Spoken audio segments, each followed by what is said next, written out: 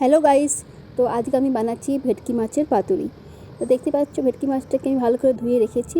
তারপরে হলুদ নুন দিয়ে এখন মেখে রাখছি। তো দেখো এখন আমি ভাজছি তেলে।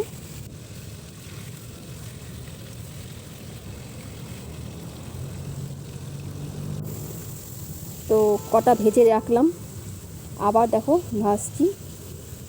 তো ভেটকি মাছগুলো খুব বড় বড় সাইজে নিয়ে এসেছিলো, দেখতে পাচ্ছ।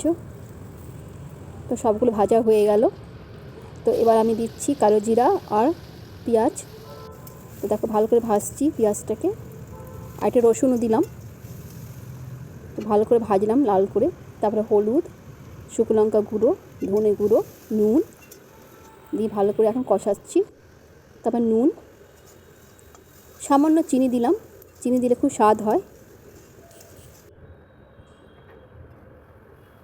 বাস ভালো করে কষাচ্ছি, দেখতে পাচ্ছ খুব সুন্দর গন্ধ এসছে। তারপরে জল দিয়ে দিলাম।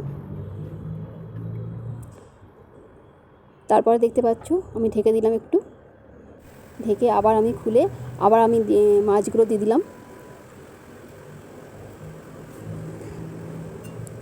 সব মাছগুলো দিয়ে দিলাম। তারপরে ওপর ধনে পাতা ছিটিয়ে দিলাম। আপনারা যদি পারেন তো টমেটো দিতে পারেন, হেভি লাগবে খেতে। দেখতে পাচ্ছ প্রায় হয়ে এসছে। তো প্রায় মাখা মাখা করলাম। তো দেখতে পাচ্ছ হয়ে গেছে পুরো। তো এবার আমি আবার ধনে পাতা একটু ছিটিয়ে দিলাম। তো এটা গরম গরম ভাত দিয়ে তো দারুণ লাগে খেতে। তো কেমন লাগলো রেসিপিটা প্লিজ সাবস্ক্রাইব অবশ্যই করুন। Bye bye, tata, take care and by.